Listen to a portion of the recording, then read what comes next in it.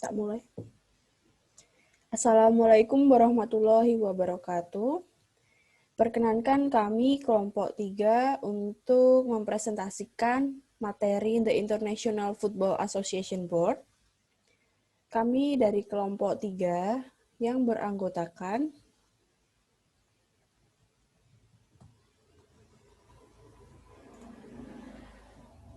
Nurwandasari, Siti Nur Fatimah, Rizky Cahya Fajrina, Faisal Nurrohman, dan Eriana Kusmawati. Ya, materi pertama akan disampaikan oleh Saudari Fatimah. Waktu dan tempat saya persilahkan. Terima kasih kepada Saudari Eriana atas waktu dan kesempatannya. Di sini saya akan menjelaskan the players and the players equipment. Next. Yang pertama yaitu jumlah pemain. Setiap regu maksimal terdiri dari 11 pemain dengan satu di antaranya sebagai penjaga gawang. Selanjutnya, pemain tidak boleh kurang dari 7 pemain. Apabila pemain kurang dari 7 pemain, maka pertandingan tidak boleh dimulai atau dilanjutkan. Yang kedua, jumlah pergantian. Pemain kompetisi resmi dapat melakukan maksimal 5 kali pergantian dan maksimal 3 kali pergantian untuk kompetisi pria dan wanita yang melibatkan tim pertama dari klub divisi teratas atau tim internasional senior A. Yang ketiga, prosedur pergantian. Prosedur pergantian yaitu nama-nama pemain pengganti harus diberikan kepada wasit sebelum kick-off pertandingan. Pengganti apapun yang tidak disebutkan namanya saat itu tidak boleh ambil bagian dalam sebuah pertandingan. Untuk mengganti pemain dengan pemain pengganti, hal berikut harus diperhatikan. Yang pertama, wasit harus diberitahu sebelum pergantian dilakukan. Untuk peraturan pemain yang diganti, yaitu menerima izin wasit untuk meninggalkan lapangan permainan, kecuali sudah keluar lapangan dan harus pergi pada titik terdekat di garis batas. Yang kedua, harus segera pergi ke area teknisi atau ruang ganti dan tidak diizinkan untuk bertanding di bagian selanjutnya. Next.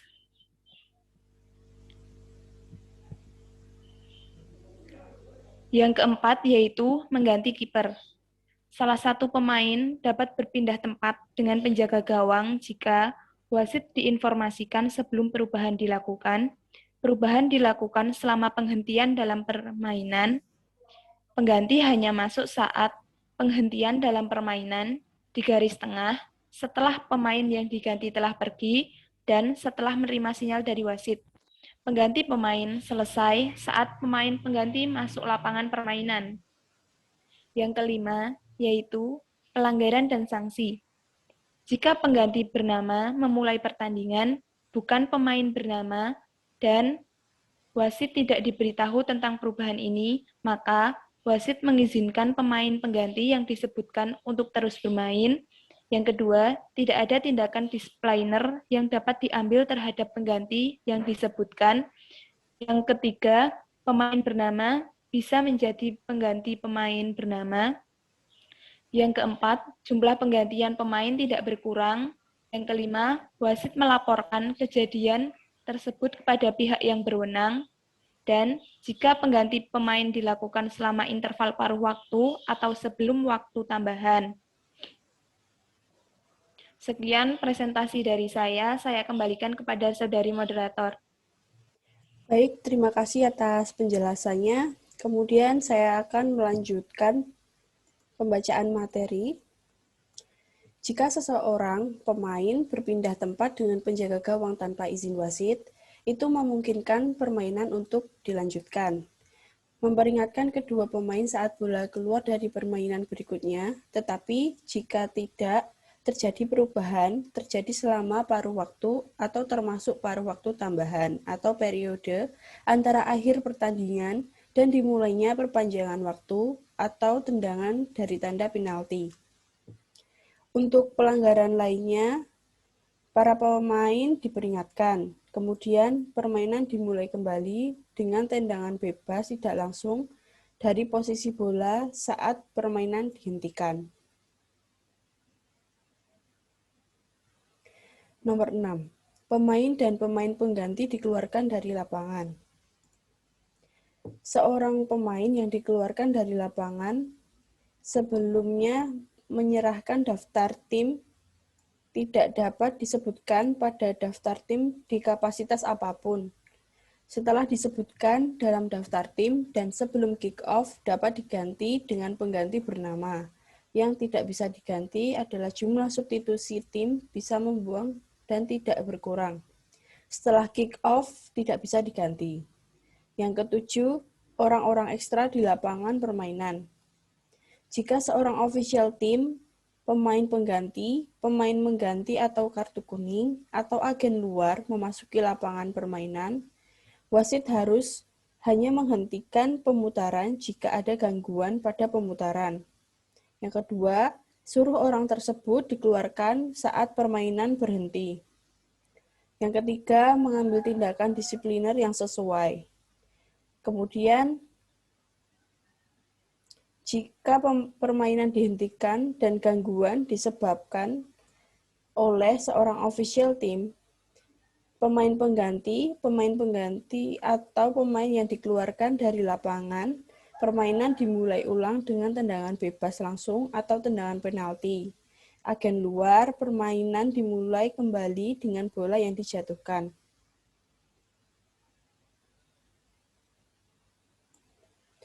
Nomor 8, pemain di luar lapangan permainan.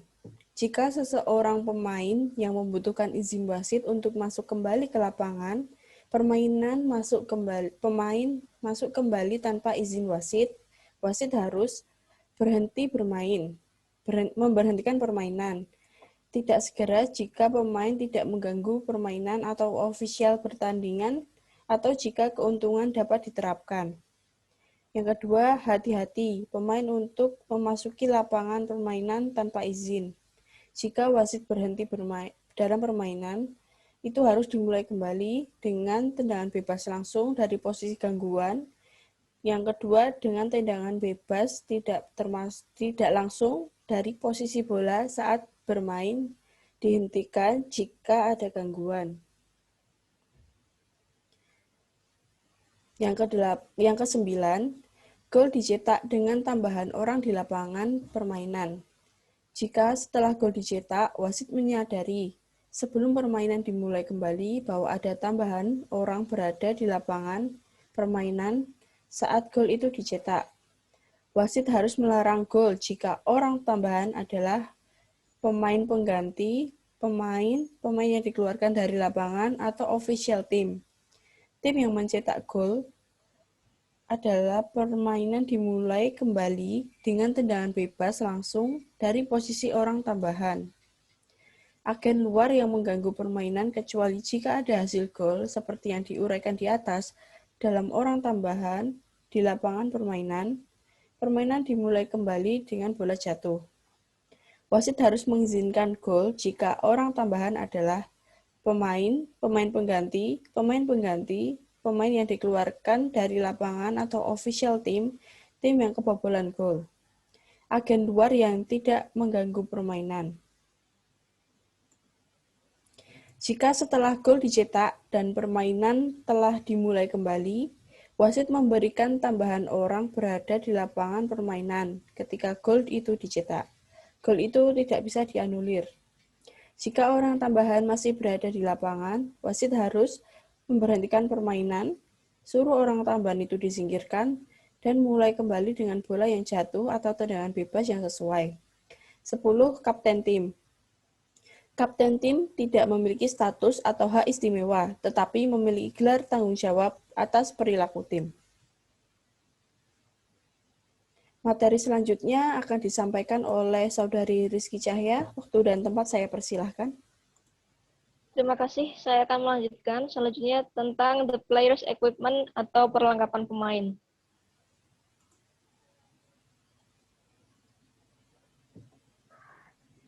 Next.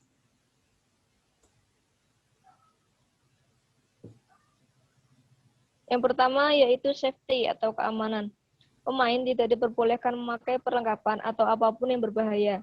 Semua perhiasan seperti kalung, cincin, gelang, dan lain-lain harus dilepas atau ditutup dengan selotip bila tidak memungkinkan untuk dilepas. Pemain harus diperiksa sebelum masuk lapangan. Pemain yang menolak melepas barang-barang yang dilarang harus diberi peringatan. Yang kedua, perlengkapan wajib. Jersey berlengan, celana pendek, kaos kaki, tape, atau semua yang dipakai di luar harus memiliki warna yang sama. Pelindung tulang kering, sepatu, penjaga gawang boleh memakai celana olahraga panjang. Pemain yang tidak sengaja kehilangan sepatu atau pelindung tulang kering harus menggantinya sesegera mungkin. Yang selanjutnya adalah ketentuan warna. Dua tim harus memakai jersey yang warnanya berbeda satu sama lain dan berbeda dengan ofisial pertandingan. Setiap penjaga gawang harus memakai jersey yang warnanya berbeda dari pemain lain dan ofisial pertandingan. Jika kedua penjaga gawang memakai jersey dengan warna yang sama, pertandingan tetap dilangsungkan. Kaos dalam warnanya harus sama dengan warna utama dari jersey atau sama dengan warna lengan jersey. Celana lapis harus berwarna sama seperti celana pendek atau bagian paling bawah dari celana pendek. Pemain dari tim yang sama harus menggunakan warna yang sama. Next.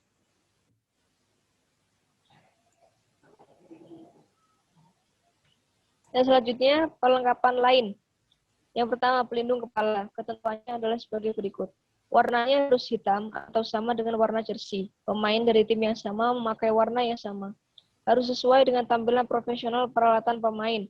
Tidak menempel pada jersey, tidak berbahaya bagi pemain yang memakai atau pemain lain, dan tidak memiliki bagian apapun di permukaan luarnya. Dan selanjutnya, komunikasi elektronik. Pemain, termasuk cadangan dan yang dikeluarkan, dilarang memakai alat elektronik atau komunikasi, kecuali EPTS. Official team boleh memakai alat komunikasi elektronik jika itu berhubungan dengan kesejahteraan dan keamanan pemain atau untuk coaching, namun hanya kecil, seperti mikrofon, handphone, smartwatch, tablet, dan lain-lain. Official team yang menggunakan alat elektronik yang tidak sesuai peraturan atau berkelakuan tidak pantas karena menggunakan alat tersebut akan diusir dari lapangan permainan. Yang selanjutnya adalah tentang Electronic Performances and Tracking Systems atau EPTS. EPTS yang fungsinya menangkap pergerakan pemain bersama bola di lapangan digunakan dalam pertandingan atau kompetisi yang dilaksanakan di bawah naungan FIFA atau Konfederasi Nasional. EPTS yang digunakan harus mengikuti standar IMS atau International Match Standard atau FIFA Quality. Lembaga yang melakukan tes ini tunduk pada persetujuan FIFA. Keakuratan pengiriman data dari IPTS ke area teknis selama pertandingan merupakan tanggung jawab penyelenggara kompetisi, serta standar profesional dikembangkan oleh FIFA dan disetujui oleh IFAB. Sekian, saya kembalikan kepada moderator.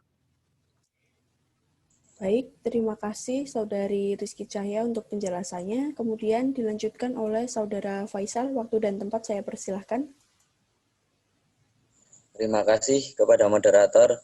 Selanjutnya, yang kelima yaitu slogan pernyataan, gambar, dan iklan.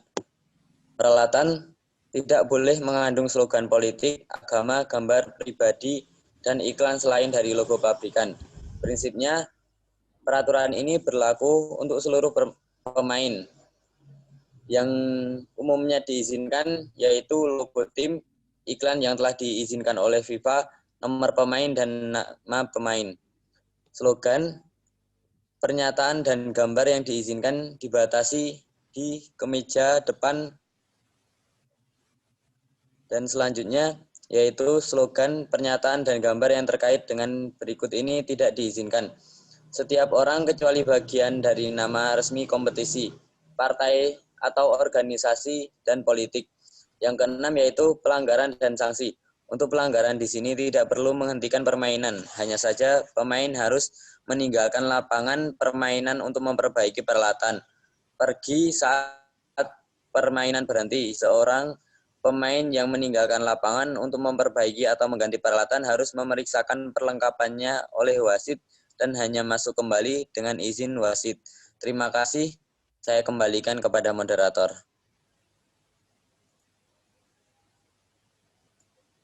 Baik, terima kasih atas penjelasannya dari Mas Faisal. Kami kelompok 3 selaku pembawa materi ingin meminta maaf apabila ada kesalahan kata dan perbuatan, kurang lebihnya mohon maaf. Kami tutup. Wassalamualaikum warahmatullahi wabarakatuh. Waalaikumsalam warahmatullahi wabarakatuh.